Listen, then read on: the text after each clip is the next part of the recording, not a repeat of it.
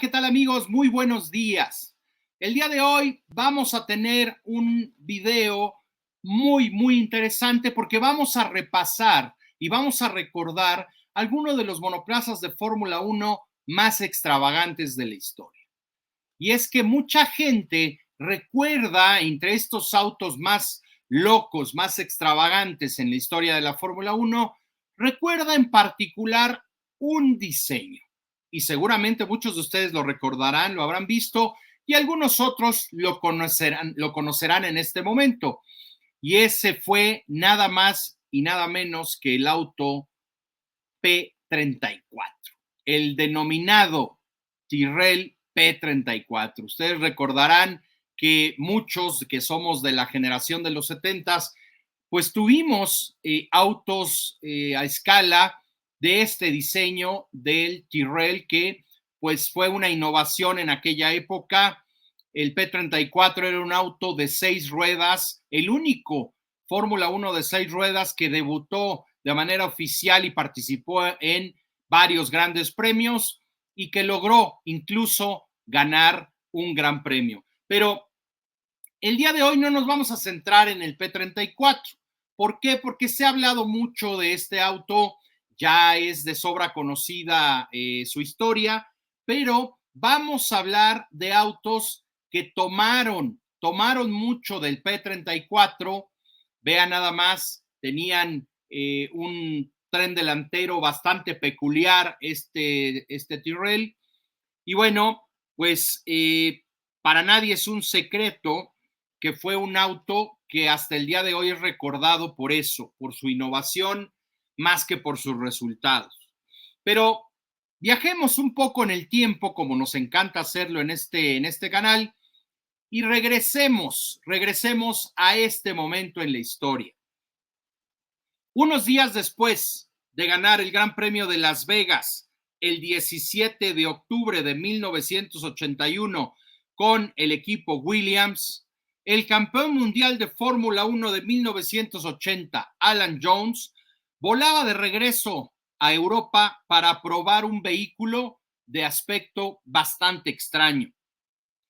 Para nadie era un secreto que Williams quería convencer a Alan Jones de no retirarse de la Fórmula 1. Y uno de los argumentos, uno de los ases bajo la manga que tenía Williams era mostrarle a Alan Jones lo que estaban preparando y lo que tenían en mente con este auto. Aquel Tyrrell P34 con 4 ruedas pequeñas en el tren delantero y 2 neumáticos Goodyear estándar en el tren trasero era muy particular, pero el Williams era a la inversa. Los 4 neumáticos no estaban situados en el tren delantero, sino en el tren trasero.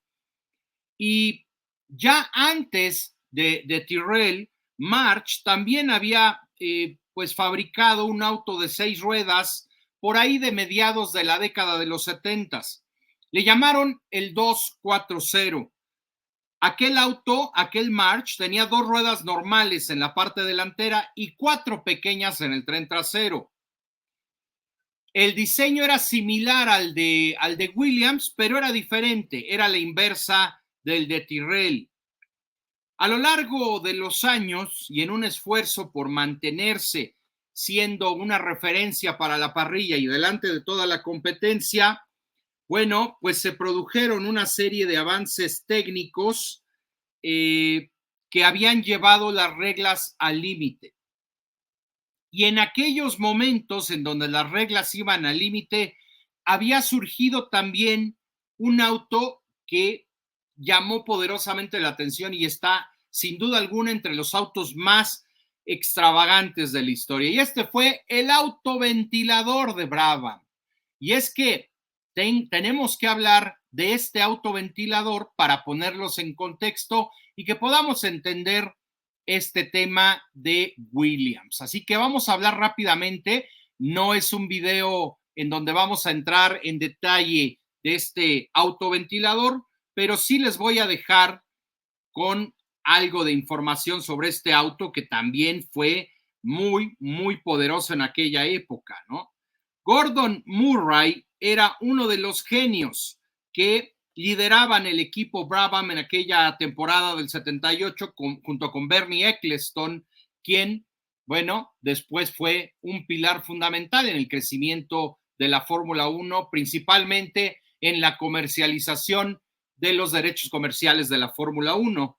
Pero el diseñador sudafricano había sido el único capaz de ver las grandes virtudes que tenía aquel Lotus 78 que dominaba esa temporada. Recuerdan ustedes aquel auto que manejaban Mario Andretti y Ronnie Peterson y que le terminó dando el título finalmente a Mario Andretti. Bueno, aquel Lotus 78 tenía muchas cualidades, pero en particular había grandes rumores en ese año que señalaban que los alerones del auto eran lo que les daba esa gran succión, esa gran carga aerodinámica, pero Gordon Murray se dio cuenta que las fortalezas de aquel Lotus 78 no eran los alerones, sino lo que no se veía. Gordon Murray se dio cuenta que Lotus estaba utilizando el efecto suelo que literalmente adhería como estampilla al monoplaza al asfalto. Y lo peor para Brabham y para Gordon Murray es que se dio cuenta que con el auto que tenían ya diseñado en ese momento, el BT46A, no iban a poder pelearle a Lotus porque el diseño les impedía modificarlo para poder crear el mismo efecto de aquel Lotus 78. Este Brabham BT46A utilizaba un motor de 12 cilindros en línea fabricado por Alfa Romeo que era muy ancho para poder imitar el diseño de aquel Lotus 78. Pero Gordon Murray tenía en mente otras cosas y es que él tenía muy vivo en su mente el diseño de un auto muy particular y que era el Chaparral, este auto que están viendo, el Chaparral 2J. Este auto espantoso, no me dejarán mentir, es un auto tremendamente feo, tenía las ruedas traseras completamente cubiertas, pero además llamaba poderosamente la atención los dos ventiladores que tenía en la parte trasera, que además pues nos recuerdan a un buen sistema de aire acondicionado, ¿no? Entonces, este auto espantoso, cuando lo vieron, todo el mundo se rió, dijo, ¿qué es esto? Por favor, esto no puede ir rápido bajo de ninguna manera, ¿no? Pues, ¿qué creen? Que el Chaparral 2J volaba sobre la pista. Se presentó en la Canadian American Challenge Cup, que era, para efectos más sencillos, la famosa y recordada categoría Can-Am, que era un campeonato en aquel entonces, pues que realmente no tenía reglamento técnico y que tenía como objetivo rivalizar en algún momento con la Fórmula 1, con monoplazas, con diseños mucho más extravagantes y locos, pero muy veloces. En ese entonces, en ese campeonato participaba también McLaren y dominaba el campeonato hasta que apareció este Chaparral 2J. En aquel entonces, sus ventiladores pues tenían un efecto muy importante y cuando este auto saltó a la pista, se presentó y comenzó a rodar consistentemente, escuchen ustedes, llegó a ser hasta 2 segundos más rápido que los McLaren. ¿Por qué? Por una razón, porque estos ventiladores empujaban el aire que pasaba por debajo del coche, hacían que el aire pasara más rápido por debajo del auto y provocaban que el monoplaza se adhiriera con mayor fuerza al suelo, creaban un efecto suelo más poderoso. Esto se le quedó en la cabeza a Gordon Murray y evidentemente había estado pensándolo y había estado dándole vueltas en la cabeza a Gordon. En aquel entonces Brabham comenzó a desarrollar un auto con estas características como respuesta al dominio de aquel Lotus 78. Y la Fórmula 1 en aquel entonces tenía reglas que impedían la aerodinámica móvil, pero Gordon Gordon Murray pues tenía esto en mente y recordó también, tenía presente que los problemas con el motor Alfa Romeo de 12 cilindros en línea en cuanto a la refrigeración eran muy grandes y este ventilador también solucionaría ese problema. El desarrollo del BT-46B se hizo en constante comunicación con los comisarios de la FISA para asegurarse que no estaban construyendo un auto que pues fuese ilegal. En ese momento, para la FISA era muy claro, mientras Brabham justificara que más del 50% del desempeño de ese ventilador iba destinado a la refrigeración del motor, el auto era o sería considerado legal. Pero hubo problemas. Lotus se apresuró y, bueno, presentó el Lotus 79 y esto metió presión por el rendimiento grandioso que tuvo en pista ese Lotus 79 en el auto de Mario Andretti, que ganó en Zolder y en Mónaco. Esas dos victorias que obtuvo Lotus pues hizo que Gordon Murray se apresurara con su diseño y lo presentó en la carrera siguiente. En el Gran Premio de Suecia de 1978, puso este auto Brabham BT-46B en pista y causó un shock total. Niki Lauda y John Watson eran los encargados de llevar este auto y bueno, pues solamente tenía un gran ventilador el auto, ¿no? No como el Chaparral que tenía dos, pero ganaron la carrera y eso fue lo peor que pudo pasar porque todos protestaron y este autoventilador quedó prohibido inmediatamente para ser usado en la Fórmula 1. Entonces, estos antecedentes, amigos, amigas, pues nos llevaban a que no pudiese ser considerado un diseño similar, pero en Williams tenían en mente este diseño que ya de cierta manera pues había probado Tyrrell y Williams de cierta manera también pues estaba ya usando y desarrollando durante mucho tiempo.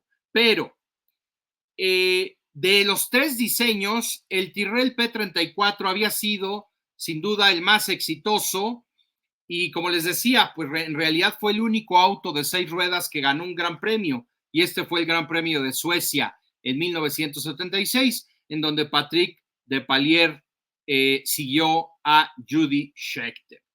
Y bueno, Keke Rosberg también probó un auto muy particular porque el segundo proyecto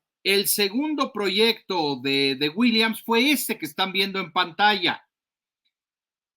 Este proyecto llamado FW08D lo probó Keke Rosberg en Silverstone en 1982, después de que Patrick Head había llegado a una conclusión, y esta conclusión era de que los neumáticos traseros, por su enorme tamaño, pues realmente eran responsables de algo así como el 40% de la resistencia aerodinámica general del Fórmula 1. Las investigaciones que hizo Patrick Head en el túnel de viento señalaban que un vehículo de 6 ruedas, utilizando 4 pequeñas ruedas traseras, ofrecía una mejora significativa en el rendimiento. En cuanto a este tema, March ya y su prototipo de 1975 y 77, pues no tuvieron los fondos necesarios para desarrollar ese concepto. Sin embargo, Patrick Head sí siguió adelante con su interpretación. Y en aquel entonces, los fabricantes de equipos especializados con sede en Hewland, en Maidenhead, en el Reino Unido, le ayudaron a Williams para fabricar algunas piezas de este paquete, aprovechando que ya habían trabajado en el proyecto de March en el pasado.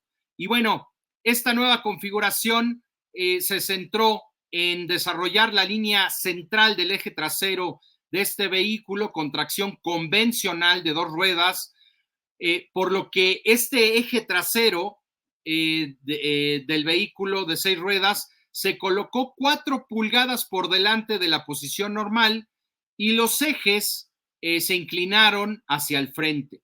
El eje trasero era impulsado por una sola unidad de transmisión que, bueno, agregaba potencia al auto, ¿no? Alan Jones, que había probado en aquel entonces ese vehículo de 6 ruedas después de su victoria en el Gran Premio de Las Vegas, había quedado impresionado.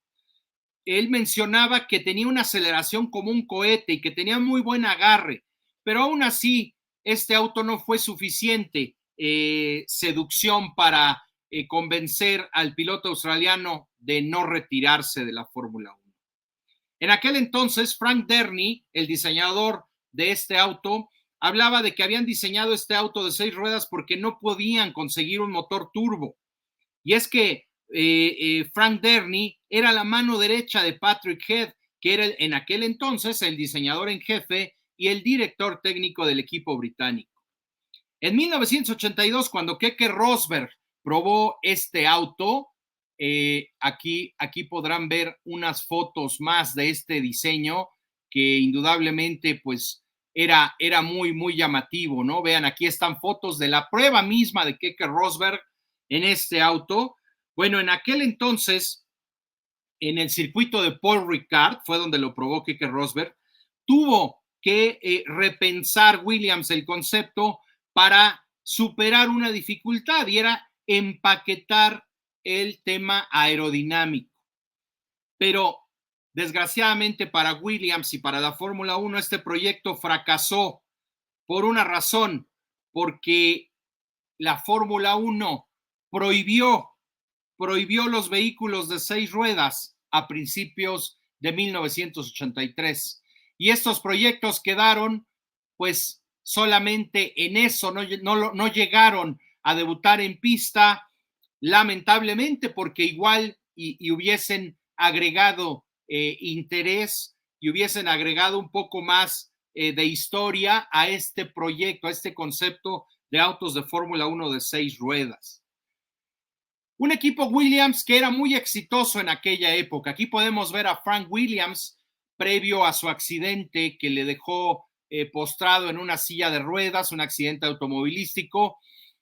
Al centro vemos a Frank Dernie, a la derecha a Patrick Head, que eran los hombres, los líderes técnicos de la escudería Williams en aquella época. Y al día de hoy, el FW07D que van a ver acá en unos momentos, vean, este modelo que aquí en esta fotografía lo lleva el mismo Felipe Massa. Felipe Massa es el encargado fue el encargado de conducir hace poco tiempo este auto, por ahí de unos 3, 4 años. Lo condujo en Silverstone, ya que uno de estos autos originales forma parte ahora de la colección privada de autos del equipo Williams y ocasionalmente lo ponen en pista. También en los años 90, Jonathan Palmer, en el Festival de Velocidad de Goodwood, en 1994, estableció el récord de este pequeño trazado, incluso contra máquinas mucho más potentes. Jonathan Palmer nos dejó ver con este récord en Goodwood que indudablemente este auto pudo haber ido muy rápido de haber tenido la oportunidad de debutar en pista. Hemos hecho un breve repaso, amigos, de los autos pues más exóticos de la historia, ¿no? Vean nada más qué fotografías. La verdad es que yo me divierto mucho siempre recordando estos momentos de la historia de la Fórmula 1. Vean qué chulada de autos. Indudablemente, la diferencia de esta época con la actual es muy grande. Es otra Fórmula 1 y por eso vale la pena pues hacer un repaso a profundidad hacer un recuerdo muy, muy grande de otras épocas que algunos estábamos pequeños, algunos logramos ver en pista algunos de los autos que repasamos el día de hoy, pero que nos sirven para incrementar nuestro conocimiento sobre la máxima categoría del automovilismo mundial. Historias como esta forman parte de los 73 años de historia de la Fórmula 1 y bueno, los vamos a seguir repasando aquí en su canal preferido de Fórmula 1 en YouTube de Jack Beck López. Y bueno, sin más por el momento, solamente los invito a que si les gustó este video, suscríbanse al canal, si no lo han hecho ya, por supuesto, y también déjenme sus comentarios, qué opinan de estos autos, qué les pareció. Por favor, déjenme su comentario, si me pueden regalar un like, se agradece muchísimo. Y bueno, sin más por el momento, nos vemos a la próxima. Saludos.